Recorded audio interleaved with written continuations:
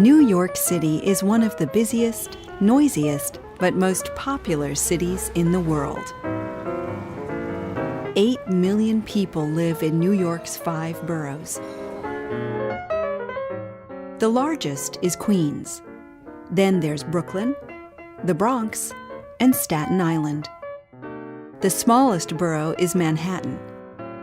But this is the borough most people talk about when they talk about New York.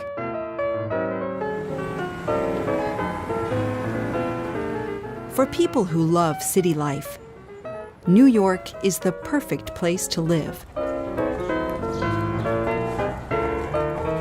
And for visitors, it's the trip of a lifetime. There's so much to see and do. It's got amazing shopping and restaurants,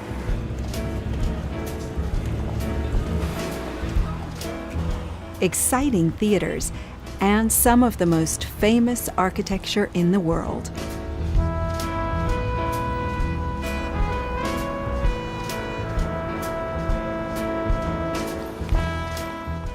But not everyone enjoys New York life.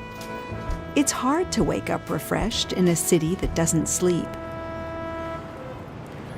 Living in the city can be very stressful, and it's easy to feel lonely.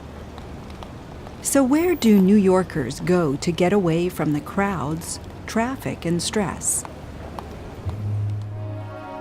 There are many beautiful parks in Manhattan, and they are great places to relax.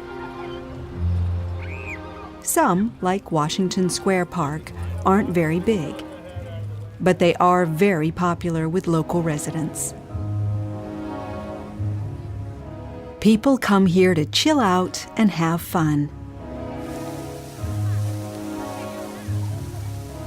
Central Park is 2.5 miles long and half a mile wide, and it has over 35 million visitors every year.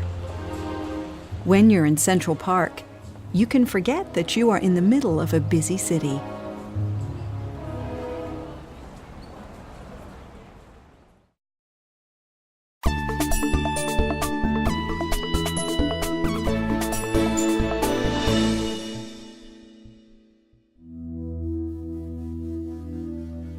In 2009, a new and very unusual park opened in downtown Manhattan.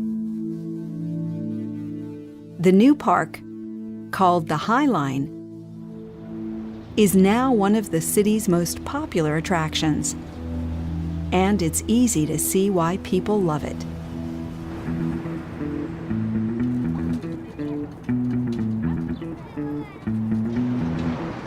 The High Line is nearly 1.5 miles long, but it's less than 20 meters wide. It runs right through the buildings 3 stories up, over the traffic and crowded streets below.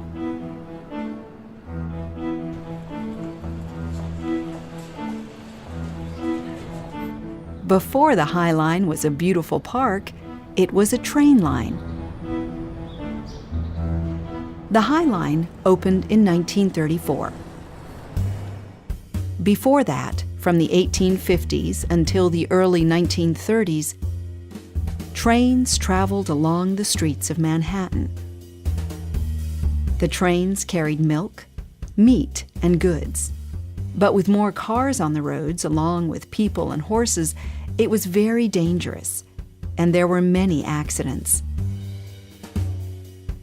Because of these accidents, the High Line was built, and the trains now traveled safely above the traffic.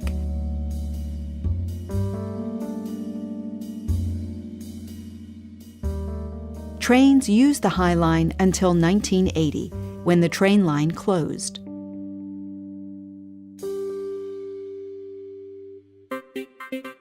Then, for many years, the High Line was empty, and its landscape started to change. Without any trains traveling on the tracks, plants started to grow. Some people wanted the High Line demolished, but a group of city residents fought to protect it.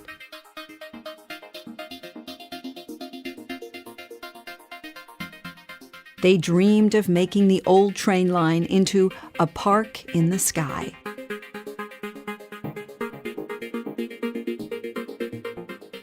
And finally, this dream came true.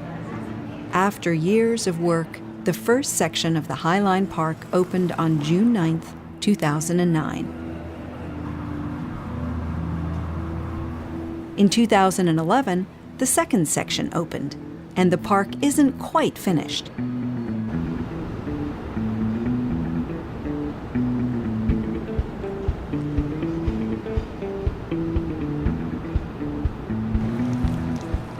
But already 3 million visitors come to the park every year.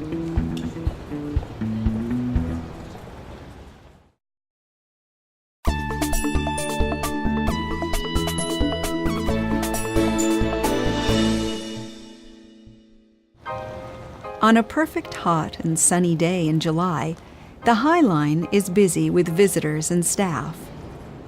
Gardeners are looking after the plants and flowers, while the guides are helping visitors, telling them more about the park's history and environment. In the park, there are plenty of places to sit where you can relax, listen to music, or meet with friends and chat. Many visitors are enjoying the views over the Hudson River as far as the Statue of Liberty, or watching the busy streets below.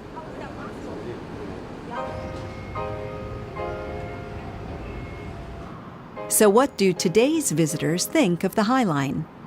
Oh, this is an amazing resource. It's this green oasis in an urban setting that is just surprising and beautiful. Just a little bit of country in the city, which you really don't get enough of here. I think it's beautiful. It's a great place for people to spend their time off, their lunch breaks, their time with family. So I think it's a fabulous place in the city to go. Beautiful. It's an amazing treasure. We just arrived an hour ago and have just started walking along it, but it's amazing to see the sights of the city and all the foliage, all the green trees and plants, and all the people enjoying the beautiful day. The High Line is an amazing success. It's a pathway of flowers and grass that runs through neighborhoods where many people haven't got gardens.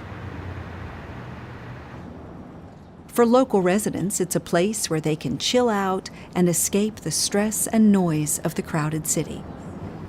And for visitors, it's an opportunity to explore New York's amazing architecture and experience one of the world's greatest cities in a very different way.